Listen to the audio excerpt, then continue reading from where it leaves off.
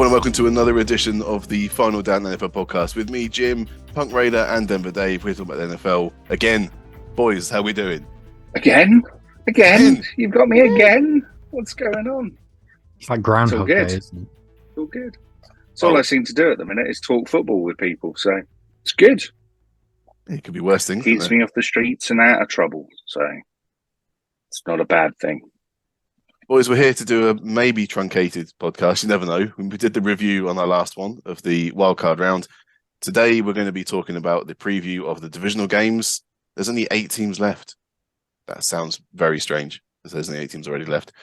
We're also going to do a tiny bit of news, because the Tennessee Titans have finally replaced John Robinson, their GM, that they fired after week 13 in the A.J. Brown revenge game when he played for the Eagles, with Ran Carthon, who was with the 49ers since 2017, working his way up to director of player personnel. Carthon was a running back for the Colts and the Lions in his career, but went straight into scouting when his career ended. He worked with the Falcons and the Rams before heading to California. Though the Niners lose a talent, they do receive 2 third-round compensatory picks. So for the next 2 drafts, they get a third-round pick as part of the new compensation rules. That means they've now bagged 8 third-round picks because of letting Robert Saleh, Mike McDaniel, and Martin Mayhew be headhunted. So congratulations to the Niners for allowing that to happen. And yeah, the Titans have the Niners' new director of personnel as the GM. It's one of the big things of having a good coaching tree, and it's something that the Rams were beneficial of in recent years as well. Somewhat of a lesser extent because they're not as good at drafting, but the 49ers are really beneficial of it. The other piece of news in hiring is that Jim Harbaugh has decided has announced he's going to stay at Michigan for another season. Not a huge surprise. Hasn't announced a new deal though, which is weird because he's not on a huge amount of money at Michigan, but he's got a very good quarterback, so it's not. It's all relative. Stay. Well, he's on more money. It's also his uni, so that's where he came from. Yeah, but he's got a good quarterback that can have a little bit more success, and obviously losing in the semi-finals against TCU is a bit of a disappointment. So go back and ride it one more time. So he's out of the coaching conversation. So now everyone seems to be on the Sean Payton. I understand it. Is it just like Abdul Smith's heart very fond with Sean Payton?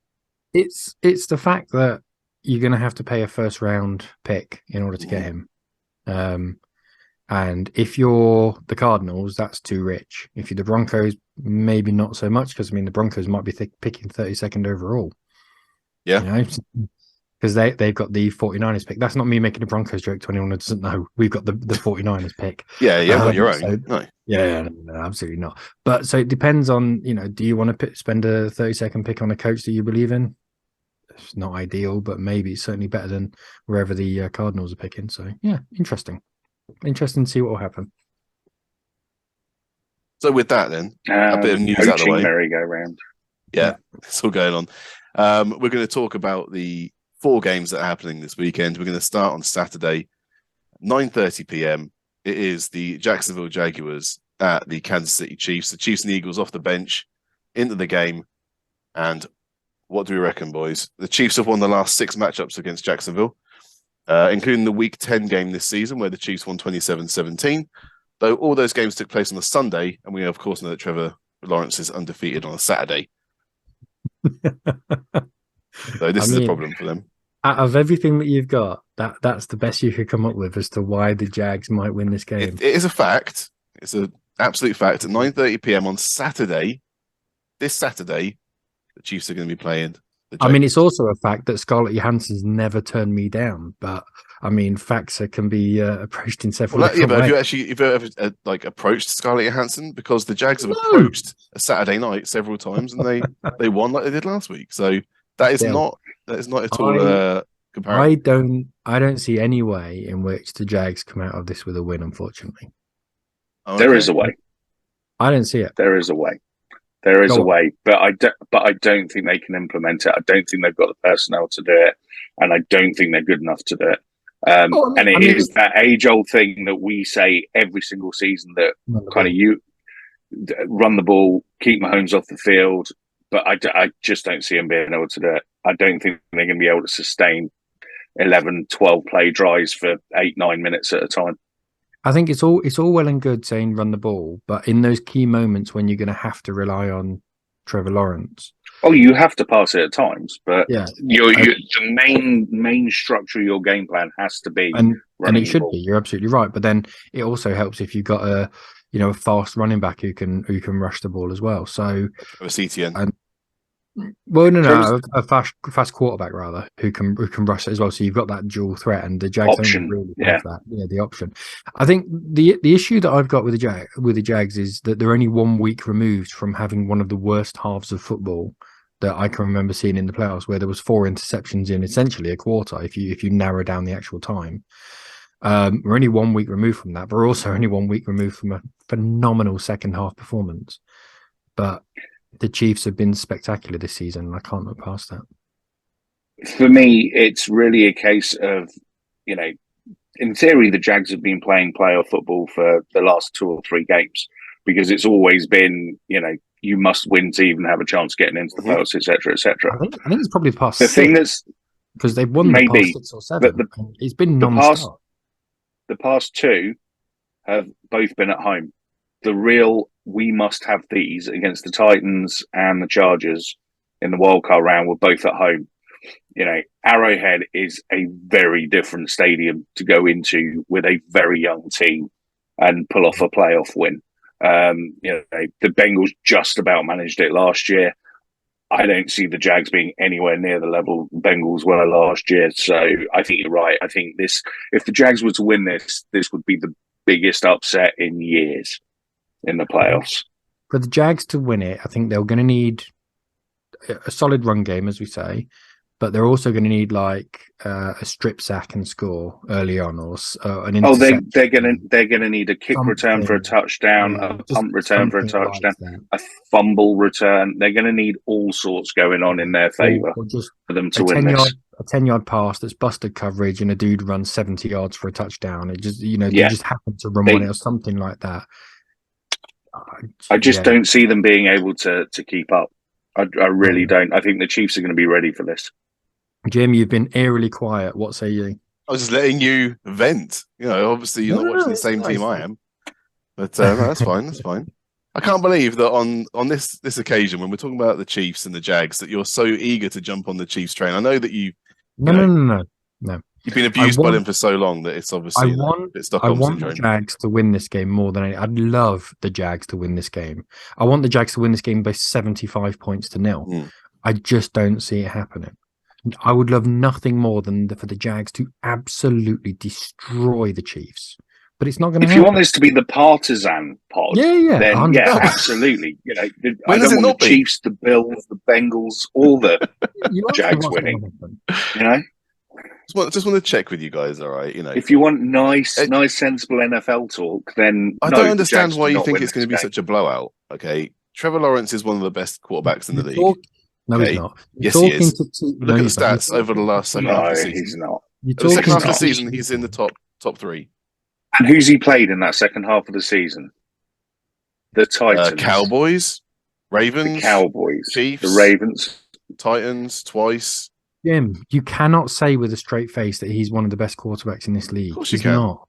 Who's above him? He's not. Give me 5 players that are above him. Well, who's above? 5 that are above him. Yeah. Mahomes, Burrow, Mahomes, Burrow, Allen. A lot of interceptions going then. No, Lamar Jackson. He's hardly played this season. Doesn't matter. He's still, in terms of pure talent. That's an opinion then. Derek Carr. There's a lot of people. There you go. Derek Carr. Russell Wilson. Derek Carr. Oh, well, there you just shot your own argument. Kyler Murray. No. Yeah.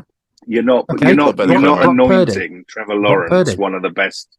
Brock Purdy, yeah. For Christ's sake, he's played like 3 games. Hey, if we're playing second half of the season, he's played as many. He's not as good as Trevor Lawrence. If we're playing your stupid game, check the stats. Look at the stats. Look at the stats. Exactly. No, you're not having Trevor Lawrence as one of the best quarterbacks. They've got a very good defense. They've got a very good defense. We've seen them do a strip sack, fumble recovery for a touchdown. We saw it in week 18. They can do it. Yeah, and we've seen. In a more recent body of work, we've seen Trevor Lawrence throw 4 interceptions in a quarter. Excuse me, can you address him as his full name? Trevor Lawrence.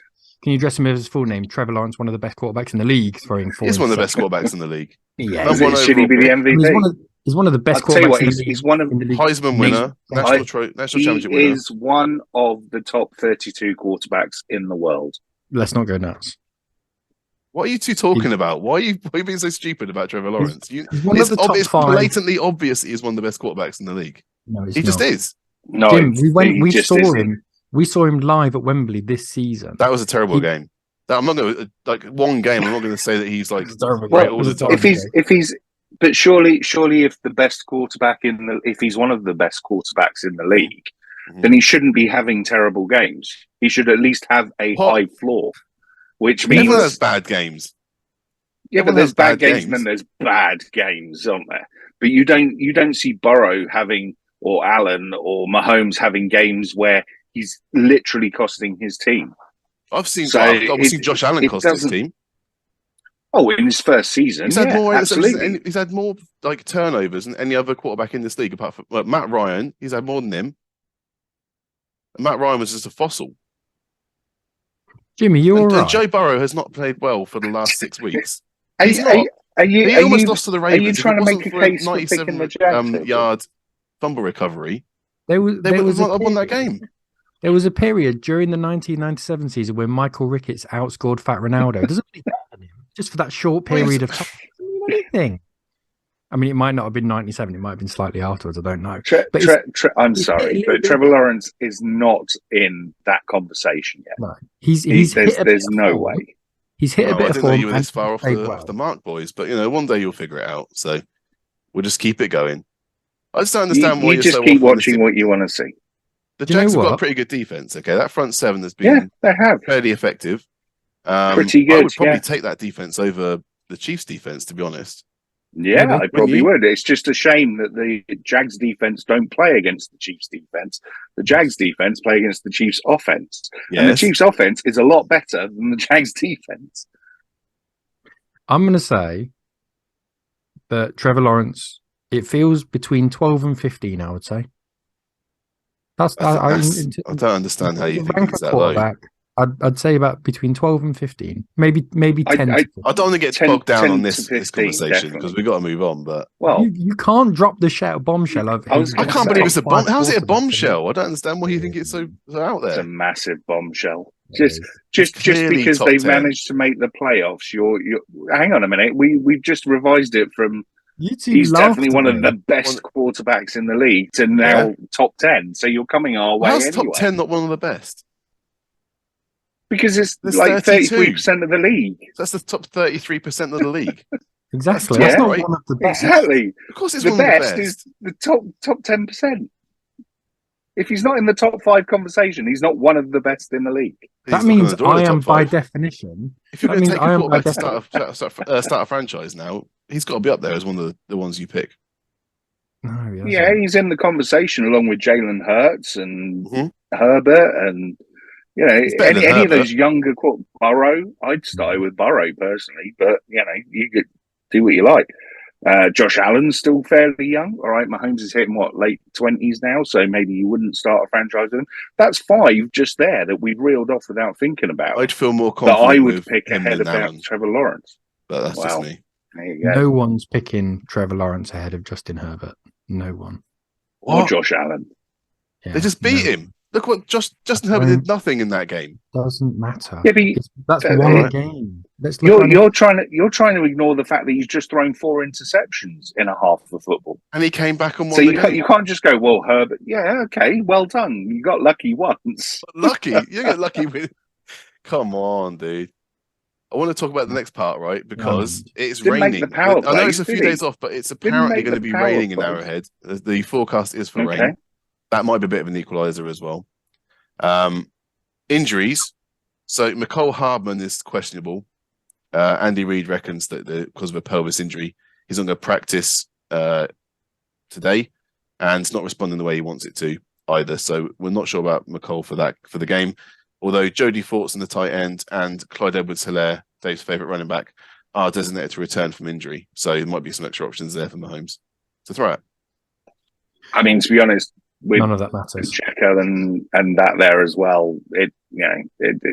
Whether Clyde Edwards-Helaire is fit or not, they've got a better running back there anyway. So it doesn't make a lot of difference. I don't see any of those injuries for the Chiefs as devastating. I don't see them as changing the game plan. I don't see them as altering anything at all in this game, to be honest. All the advantages are with the Chiefs. They've had the extra week off. They're at home. They've got the better offense. They're 8.5 favourites. So chances are the Chiefs. So therefore, Trevor Lawrence must be able to win the game. I wouldn't put it past him. I would. Oh, listen, I would. Man, I wish the Jags. I wish the Jags all the luck in the world. I really do. So do I, because they're really going to need it. Probably need to move on because this is the game that should have taken the least amount of time. I don't understand this at all. But there are we moving on to the Eagles and the Jags next? Where you're going to say Daniel Jones is a top 5 quarterback as well? Well, if the Jags were playing the Eagles, I would say that, but they're playing the Giants. Giants. I meant Giants. Yeah. But no. So look, I can't make an argument for the Chiefs other than the fact they have to do what we've done previously and run the ball and eat the clock. But I just don't see it. I think they're still. Well, we have beaten the Chiefs before. You are aware of that, yeah? We have won Super Bowls as well. So, yeah. All right, well done. There's 18. That's true. So there is a blueprint there that the Jags can follow, but it's just not going to happen. It's not going to happen.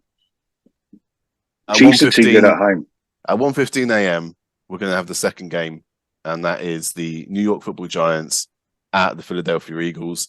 Obviously, division rivals. Philly beat the Giants legitimately in Week 14 by 3 points and was gifted the Week 18 win this season for the Giants' unofficial bye.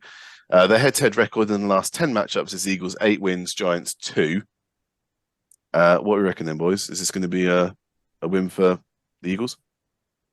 I think this has got more question marks around it than pretty much all of the other games for me. Okay. I've got questions around whether the Eagles are helped or hindered by the week off. I've got questions around, is Hurts' shoulder actually healthy? Or, was the fact that he came back in that Week 18 bye week for the Giants just a case of actually let's test it out and see how good it is? Because, he wasn't really putting that much into it in that game. So, we'll see.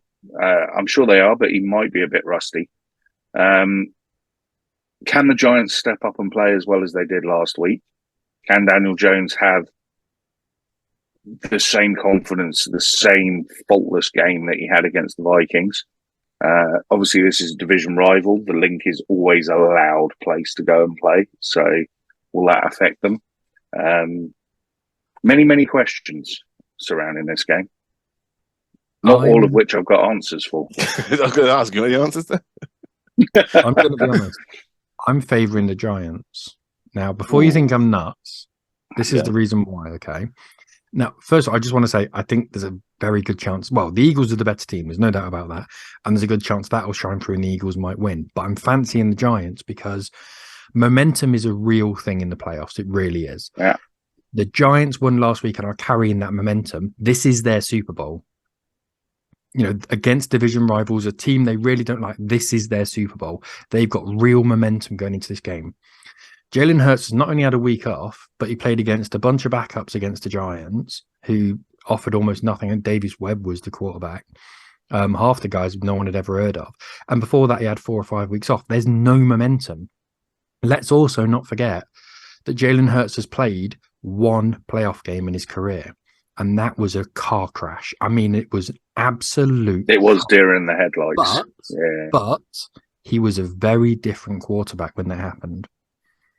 And some might argue that was the making of him. So there's so many intangibles, but they kind of all flow towards the Giants. But listen, man, the Eagles are the better team. We know that. The Eagles are the more talented team. And if this was week 7, I'd be like, put all your money on the Eagles. But there's just enough signs saying that the Giants are They're the momentum team at the moment. And everyone who you watch America's game, you listen to panel shows. Every ex-player always says momentum going into the playoffs, and we saw that with the Buccaneers last week. Zero momentum, couldn't get anything moving. The Cowboys absolutely train wrecked them. I'm siding with the Giants on this one. I'm.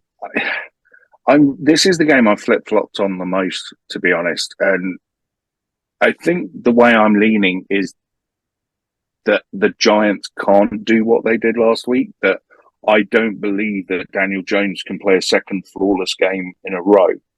We've never seen the it. thing that makes me, but what makes me think that is that the Eagles' defense during the season had 70 sacks, which is the most in the NFL, and it's 15 more than the second place team, which were the Chiefs. Now, if you can get that much pressure on Dan Jones, at some point he's going to make a mistake. And I'm not sure you can rely on just the run game enough against the Eagles because they'll shut it down. But let's not forget the run game includes Daniel Jones. So if they're trying to do a rush and he can get outside his zone, and Jim, you rolled your eyes then, which I get, but let's not forget that he's 6'5" and very athletic. He ran a 4.5, 4.4 at the combine. So he was effective against a very soft Vikings defense. Yeah, but you'd never seem to adjust. They didn't adjust at all to spy him. And he ended up with more rushing yards than Saquon Barkley. So that's the Giants will have to scheme something up with the runs, whether it's the design quarterback runs, Barkley, short passing game. The fact the Eagles can get so much pressure with just 4 linemen worries me, because I'm not convinced that Jones is going to be accurate enough on the long balls to get the chunk plays that the Giants will need to change the field momentum. So, although, yes, absolutely everything you say is right, Dave, and I I can see it, and I can see how the Giants win this game. I just think that Eagles defense is going to be the difference maker. So I'm leaning towards the Eagles. I agree with everything you've said, 100%. I think the Eagles are the better team. The defense should, in theory, absolutely kill the Giants. It's just that the fact that Hurts has been off for so long. He's played one practice, basically a preseason game, the one he played. And now he's had another week off, and that might mean he's fresher. If he can come in and that first series is like a legit series, he drives down the field, that's going to tell us everything. Yeah. No, absolutely. I think you're right. I think we'll be able to find out very quickly in this game which way it's going to go. But I think now, 3-4 days out from the game, it's difficult to see which way this one's going to go. It really is. There are no secrets between these two teams. They know exactly what each team can do. They know the strengths and the weaknesses. Yeah. I will be picking the Eagles. I think that Brian Daboll had those 2 weeks to plan for the Vikings, and it worked. He's now got a shorter turnaround, and the Eagles have been waiting for the Giants, and they're going to be confident that they can get that win. So, yeah, but the thing is, they've had 2 weeks planning for the Vikings, but they've had 6 months planning for the Eagles. They've just got to dust off any old game plans and go from there. So they know them well enough. They do. Yeah. Just to say, the Eagles are 7.5-point favourites for this game, and there's a few injuries. Everyone's questionable, basically. So there's a lot of Giants that are questionable. Fabian Moreau, the cornerback, Julian Love at safety. Isaiah Hodgins, who scored a touchdown at the weekend. He was a limited participant on Tuesday in the walkthrough practice due to an ankle injury. Landon Collins, another safety, questionable. Adoree Jackson, cornerback. Azeez Ojulari, he had a quadriceps injury.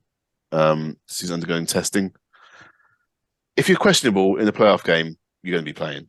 So everyone on the injury report. And for the Eagles, Robert Quinn at defensive end, Linval Joseph at defensive tackle, there'd be massive helps if they can actually play. And then Avonte Maddox at cornerback and Lane Johnson at right tackle.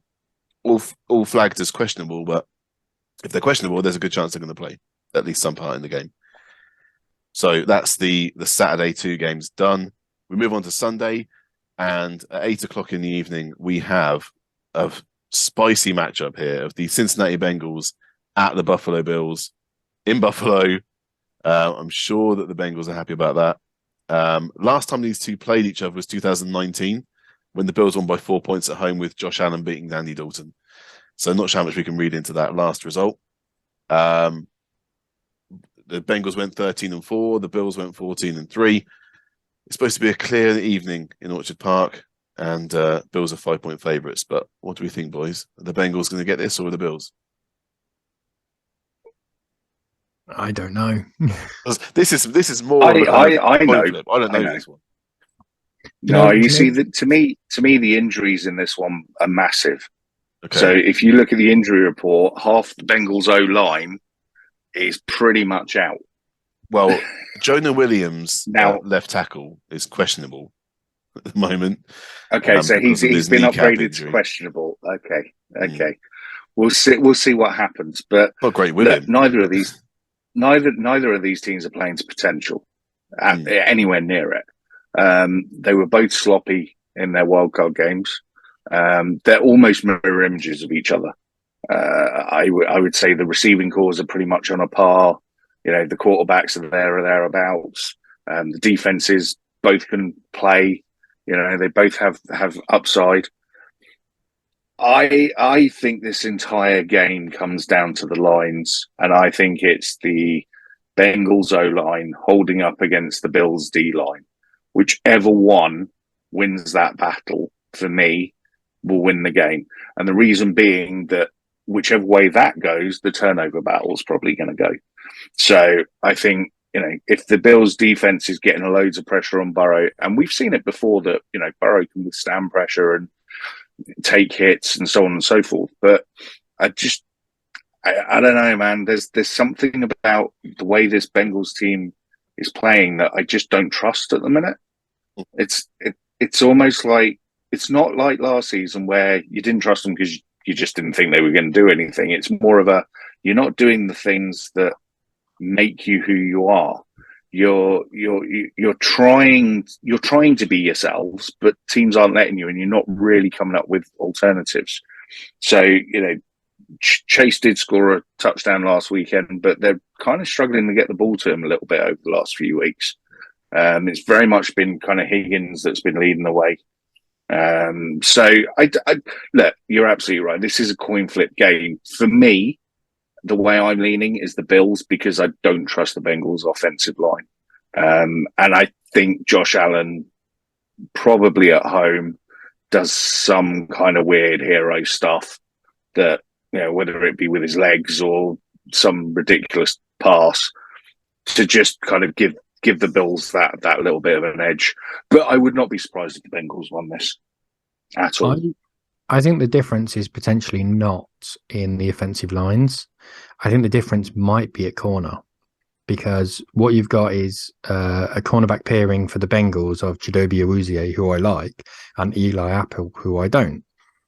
On the flip side of that, the Bills have got Tre'Davious White, who is very good, and Kaiir Elam, who I'm a fanboy of. So at corner, that shutting down the pass is going to be key in this game. But both quarterbacks are good enough and experienced enough not for that to happen at the line, because Joe Burrow's used to having 5 guys in his face, so he'll still be able to get the pass. Absolutely. And we know that Josh Allen is slippery as an eel covered in hair gel, so he's going to be able to get away from any pass rush as well and make a pass at the same time.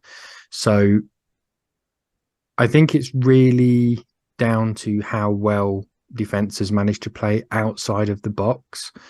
I'm going to side with the Bengals, though, having said that. So I'm going to completely disagree with everything I've just said, mainly because the Bills are world class at shooting themselves in the face, and they do it consistently week after week after week. I disagree about that, because they're not Charger level, so they're definitely not. No.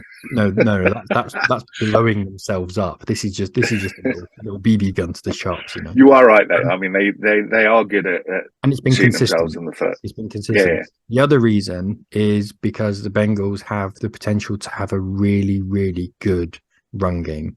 If the Bengals get ahead, 10 points ahead, for example, early on, they can just get Joe Mixon and just chew that clock out, just ruin that clock and just really run it down. So I'm going to side with the Bengals, but again, it's like the width of a fag paper. Yeah. Injuries. Micah Hyde is on IR. He won't play on Sunday's divisional round matchup. And Jonah Williams for the Bengals is just questionable at the moment, but I think it's unlikely. The he went kneecap down looked hard pretty bad. His knee looked like it had blown into a million pieces, to be honest. So yeah, I'd be amazed if he managed to play. like I said, I mean, I think I'm just going to give the home field advantage to the Bills, despite Josh Allen being a turnover machine and them squeaking past by 3 points. Dolphins team that had Skylar Thompson under center. Like I said, the Bengals didn't really deserve to beat the Ravens, if we're being honest, last week. Right. And they just look skittish. They haven't looked the same as last season. The luck has been pretty close to them, but they're not quite. So I'm going just for the Bills. I've not got confidence in either of them if they get through to make it to the Super Bowl. I mean, my opinion of them have gone down this season. They've played worse this season than last year. But in terms of momentum, both of these two teams do have considerable momentum. The Bills have won all of their past 8 games. The Bengals have won all of their past 9 games. So momentum is there in terms of having, that winning culture and being able to actually see games out. So it's going to be really interesting, this game. But they just scraped two wildcard games at home. Winning's winning, man. Winning's winning. They did scrape them. I mean, the Bengals are going to be pissed off. And why are the Bengals pissed off? Because everyone keeps talking about, oh, well, when it's the Chiefs-Bills AFC game, it will be played in Atlanta and this, that, and the other. You know what I mean? The Bengals are sitting there going, well, hang on a minute. We're still in this conversation here, and, we are definitely dangerous enough to be able to do something. I think the Bengals feel a bit slighted, not with the Bills, but with the league in general, over the way that the whole, cancellation of the game was handled and what happens if, with the coin flip and this, that, and the other. So I think the Bengals have got a little bit of a chip on their shoulder.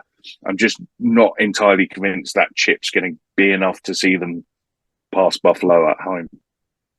No.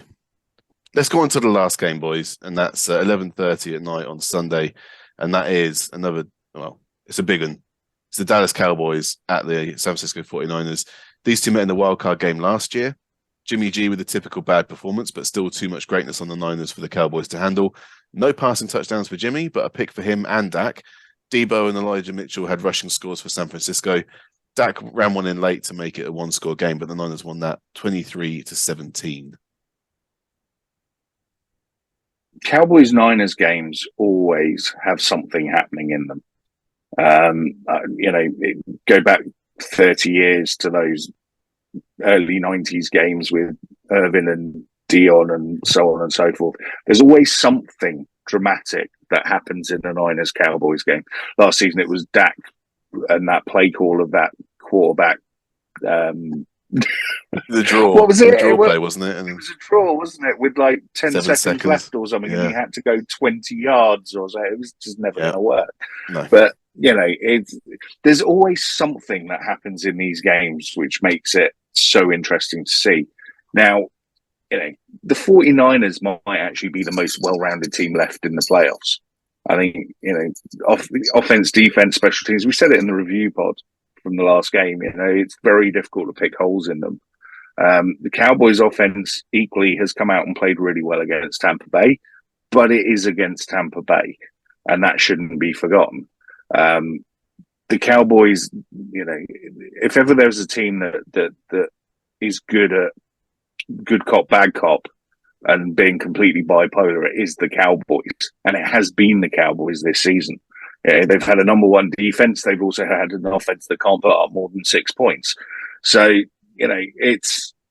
I think the difference maker for me is really that 49ers run game. I think, Mitchell, CMC, you get those guys running downhill and taking clock away as well. And I just see Dak making mistakes and throwing interceptions and so on and so forth. So for me, I'm leaning on the 49ers, but I just hope the Cowboys make a game of it and don't slip back into bad Cowboy mode. I agree. Everything you just said, I agree. Simple as that. The biggest thing that can help the Cowboys is a Brock Purdy meltdown, because it's like 5th or 6th career game or something like that. It's not very much. If he can come through, keep the stabilizers on, the playbook for him is so simple. He basically has 2 or 3 reads and then yeah, but he's done playing at home makes it so much easier for him as well. So if he has a good game and the run game's strong and the 49ers don't make mistakes, I don't see. Look at it this way. To be the absolute best. Yeah, I trust Shanahan a hell of a lot more than I trust McCarthy. So that's not difficult. I mean, but Shanahan will protect Brock Purdy a bit, and will use the run game and use Kittle and Ayuk and Debo to help the kid out. And we've seen that every game so far. So I think it's I don't think. I hope we get good Dallas, and I hope we get a good game. What's weird though? I mean, I don't know if Dak is still the highest paid quarterback in the league. He might be if he's not. Deshaun Watson, Rodgers, Watson. So, what we're talking about a guy who's played a handful of career games, and a guy who was formerly the highest paid player in the league. And I feel like Dak's more likely to throw the game away than Brock Purdy is. I would agree. In the game. Dallas have to be at their absolute best, and the 49ers have to slip a level or two. I can't look past the 49ers. I can't do it. Just quickly on the injury front, so for the Cowboys, Jaron Kearse, the safety, was diagnosed with an MCL sprain following the wildcard win over Tampa. He's still questionable, so there's a chance he plays. And Jason Peters, the left tackle, had a hip injury, suffered in the same game. It's not an ACL. MCL, you can live with an MCL. It's fine. Sprained MCL, you can do a lot of. And I tore my MCL a couple of years ago. I didn't tore it, I sprained it, sorry. And I couldn't walk, but my sizable bulky... Yeah, but that's you. Yeah. There's a slight difference between an NFL cornerback and your athleticism, Dave. So they've never ran again after that. The injury. Never ran before it. Well, true. For the Niners, Sam Ebukam, the defensive end, he has an ankle injury considered day-to-day, as well as wide receiver Juwan Jennings. Chances are they're both going to play. Just to officially make it, Jimmy G is out for the game. It's definitely Brock moving forwards. If Jimmy G, what about the other quarterback? What about the other quarterback that was supposed to be the second coming of Joe Montana? The one that had another surgery. You mean Ashtray? Ashtray's not out. He's on IR. He's not coming back anytime soon. If Jimmy G is fit, what would you do? Would you start Jimmy G or would you stick with Purdy? No. Hot hand. No. Hot hand. Purdy's a better quarterback already than Jimmy G. He can throw the ball downfield for a start. He doesn't close his eyes as he launches it 10 yards down the field. You stay with the hot hand. Purdy hasn't lost a game. He's done absolutely nothing wrong to lose his place. It's the Colin Kaepernick situation. Yeah. So Kaepernick comes in. Oh, the other Kaepernick situation. I see what you mean. Not that. The one Alex Smith. Not that Kaepernick. So the actual playing Kaepernick situation. Smith got injured. Kaepernick comes in. Kaepernick plays really well. Takes them all the way to the Super Bowl. It just has echoes of that. You don't just take the player out because your number one in inverted commas comes back from injury. If your guy's playing well and you don't upset the winning team, so you can tell everyone's playing for him as well. Even back then. Yeah, exactly. You know what's going to be interesting next season when the 49ers get to the Super Bowl, and I think that they will. When he gets to the Super Bowl and Brock Purdy puts in a good performance in the Super Bowl, and then Ashtray Lance comes back next season, what happens then? That's going to be what happens then. There you go. That's a QB battle, isn't it? Yeah. No rain expected in Santa Clara. The Niners are 3.5-point favorites for the game. So that feels fair. Yeah, the Niners are a machine. I'm surprised it's that short, to be honest. If the Cowboys can get Micah Parsons up and around the chin guard of Brock Purdy, that's going to make a massive difference, a real big difference. But they've got to apply mega pressure, stop the run, have maybe a takeaway or two, and have a little bit of a success on offense. This feels like the one. Yeah, this feels like the one that isn't. I mean, outside of the Jacksonville thing, in the NFC, this feels like the one that's not going to be close. Really? Okay. A little bit, Oh. yeah. I've got no. It's got the potential. This has got the potential to not be close. I don't know. I've got no faith in middle of the pack Dak. I'm not feeling Dak. Sorry. So, Dave, do you think then that Dak is as good a quarterback as Trevor Lawrence? It's it's the Neville brothers, isn't it? One's Gary, one's Phil. Take your pick which one it is. I think they're much of a muchness. If I had to pick one, Trevor's cheaper. It kind of feels like the Chuckle brothers rather than the Neville brothers, but I mean, to me, to you. Yeah, but that conversation's happening with the cornerback. That's the problem, and they're just giving it away on interceptions. But no, I think both are as good as each other. Really? Okay. Dak Prescott is alongside Kirk Cousins. We've always said this. He's Kirk Cousins, but with a better PR team. I think that Trevor's already. So probably in the top 15, I'd say. You wouldn't start a franchise with Kirk Cousins. I wouldn't start one with Trevor Lawrence. But... Idiots. I'd rather start it with Jennifer Lawrence. That's another conversation. Look, do you know who the backup quarterback is if Micah Parsons does smack Purdy out of the game? Nick Mullen? No, hang on. Nope. No. Nathan Peterman. He can't be the answer to every backup. I have no idea. It's probably Christian. It's probably Christian McCaffrey or something. No, they brought someone in. Debo Samuel, did they? I can't remember. I don't know. He's probably better than Trevor Lawrence, whoever it is. Gabbert, is it? Is it Johnson. like Blaine Gabbert? Josh Johnson, former Bronco? Josh Johnson, former everything. Yeah. He's 36. Former WWE superstar. Yeah, he's been around. He's been around as Josh Johnson. Anyway, there we go. So those are the games. Okay, boys. So one more thing we got to do then is the touchdown scorer. We didn't do it for wildcard weekend. Dave wasn't around. I did it. Well, we did. Well, we did. I read Dave's out, didn't I? So I got 66% success rate. Sounds better Not than Trent Irwin. No, well done. Didn't even get a touch. No. We're going to do it for we'll do it for the divisional round. Okay. So I've got 3 touchdown scorers. Dave, you've got 3 touchdown scorers. I think Bunk's been joining in as well. Well, I've got 4. I've done 1 for each game. You've done 1 for each game. So right. Let's do ours first. Not that I'm overriding you, Punk. It's just if you've done more, there's a good chance you're probably going to mirror one of ours. If at any point you do mirror one of ours, though, feel free to jump in, obviously. Yeah. Do you want to go first, Dave? No, you go first. Always go first. Well, the person that won the pod versus the people should go first, I guess. So let's start then. Brutal. I'm going to start. Savage. In this. Let's start with the Giants-Eagles game, and I'm going to pick Devonta Smith. 3 touchdowns in his last 5 games. He's played the Giants 4 times and has 2 touchdowns against them. At least 60 yards on 8 targets in his 2 games against the Giants this season. Speed kills, and so does the Slim Reaper. So as they're going to be double teaming AJ Brown, I think that Devonta's going to get them. One of my picks is Devonta Smith.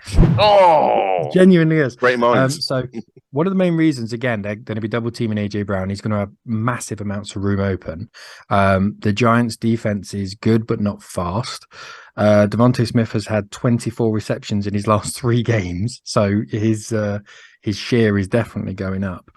And one of those games was against the Giants as well, so he's part of the game plan now. So that's one of the reasons I've got him in there. So yeah, I agree, Devonta Smith.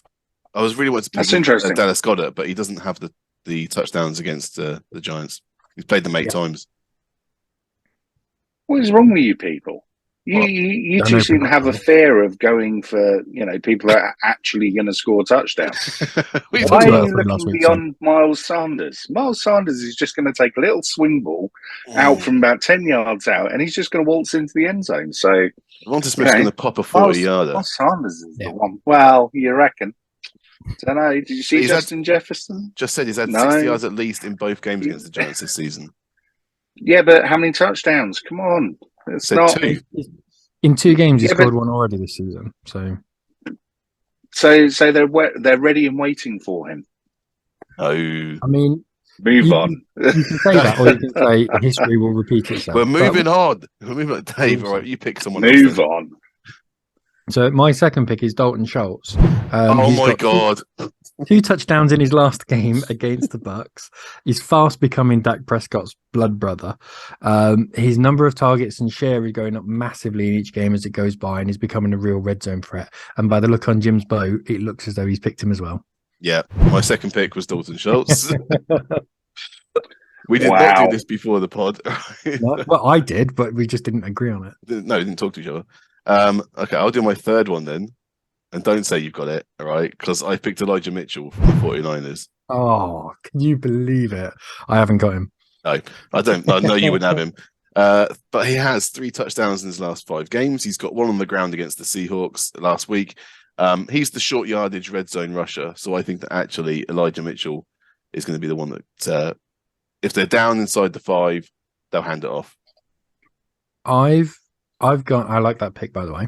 I've gone a little bit more rogue, and I've gone for Patrick Mahomes, not to throw one, but to run one in. No. So the Jags just as well, because you can't bet on him to throw one. Yeah. The odds would be to score a touchdown does not include throwing them. Yeah, 100%. So I think the Jags will have a bend but don't break defense in this game, and what that's going to mean is basically manning up, going man for man on red zone, and it's going to leave a little target. One thing, so I think he'll run it in, but it will be from about the 12 because Mahomes is sneakily good. He's very quick, but doesn't look it. He can find the pylon, can't he? Yeah, you really are assuming that the Jags are going to still be in this game after the sort of second, third quarter. I never said because that. At that point, Mahomes is going to come out of the game. So I never the said amount that. of disrespect, the amount of disrespect for the Jaguars that you're displaying here. So far this season, he's got 4 rushing touchdowns on the year. 3 of them are in his last 6 games. So I think a lot of teams are kind of going, we're going to stop the passing game, double man Kelsey in the red zone, etc., etc. And Mahomes is finding the end zone on a regular basis at the moment. So it seems although a quarterback like Mahomes, who isn't typically, fleet of foot, it's becoming more and more his game. So yeah, that's the reason I've got Mahomes. Well, that's an interesting 3 from both of you.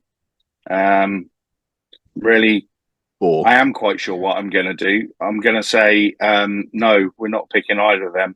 You can go with my 4, 1 in each game. You can't. Mine and Jim's are the same picks. You can't pick between them. Pretty much. Yeah, but I'm just saying we're not picking yours at all. We're picking mine. So CMC, Boring. You can call it boring, but it wins. I won money at the weekend with NFL. Touchdown scorers. Did you? Put a 5 on it and won £5 and 9 pence. He's had 3 in the last 5 games, the same as Elijah Mitchell. Yeah, I put a £5 on it and I won £45 just over. So I really did. There must have been about 9 other legs in there, so don't give me the that wasn't a one-off. Yeah, it's just not a 1-leg bet, so don't give me that. Well, I'll send you the photo and you can look at it if you want and Yes, just please. cry over it. Just That's fine. So it's going to be CMC. We're then going to go with Travis Kelsey because he's been quiet for far too long now. So Travis Kelsey is going to pick up a touchdown against the Jags. We're going to have Dawson Knox because he's turned into Josh Allen's go-to guy in the first quarter. And we're going to have Miles Sanders. And that's going to be a much more sensible bet than any of that nonsense you two have been putting up in the 3 picks. So Jim, there we go. You still awake, mate? You still awake? You're Struggling. still with it? I've got to be honest, I'm struggling. I'm getting You locked just up go in the to morning. the local betting site and just pick the most shortest odds. It doesn't always work that way. That's like saying I'm going to put It's on not a about 14 picking the shortest matchups. odds. It's about picking the players that are going to score. It's about But the matchups whole as well. thing is- Players point- that are actually going to score. The whole Okay. point is to have a little bit of fun with it and go someone slightly outside. No, Not- that's what you want to do. What the rest of us want What to we do is did actually earn some money from it. And you lot haven't won anything all season. Wait, we can So earn money from this? Why are we still listening to you? Listen, if it was a case of people who are going to score a touchdown every week guaranteed, we'd just have Christian McCaffrey and Derrick Henry every single week. Well, not that's the point. interesting The whole point of because it is to go. I had Barkley, Chase, and CD Lamb at the weekend and won money on it. There you go. I would expect you So to. I mean, he's exactly. got a point, but- all right. That's the point of it: is to make money, not to lose your pound, to make money on your pound. You It's put a all very pound well on. picking outsiders, but they're Enjoy that 30 outsiders for a pence reason. profit you've just made. Yeah, So yeah. congratulations. Well done. No one's Yep. putting a pound on, trust me. So that's it, boys. It was supposed to be a short podcast, but I think we've gone long as usual. That's It your was supposed fault. to be. That's your fault for being stupid about Trevor Lawrence. Yeah, you exactly. guys' If fault for you being blind didn't about drop Trevor in Lawrence. ridiculous comments, then I feel a it's Patreon dreadful. video coming That's on. dreadful. You know what? One of my mates is a Jags fan, and he's the most biased Jags fan. Even he wouldn't say he's a top. I'm gonna message him, and I'm gonna let you know what he says, because even he's not gonna say Trevor Lawrence. Tweet it out, please. Tweet that out so everyone can see it. We'll have to run a poll on Spotify or something as well. There you go. Run a poll. Is Trevor Lawrence a top 10? I'd love to see your rankings then, because he's you must not. be way off on what you think one of the best quarterbacks is. We'll have to One see. of us is way off. We know that. Yeah, There's no point in doing a poll, because Brexit has taught us one thing: democracy just does not work. Oh dear. Okay, guys. Well, I hope you enjoyed the divisional round. It should be they're 4 stonking games. I think much closer than some of us are giving credit for. I'm sure there are going to be some surprises. We're back next week talking about the review, and we may even split it again, have a review and then a preview for the championship round. But until next week, I've been Jim. That's been Point Radio. That's been Never Dave. Thank you very much for listening.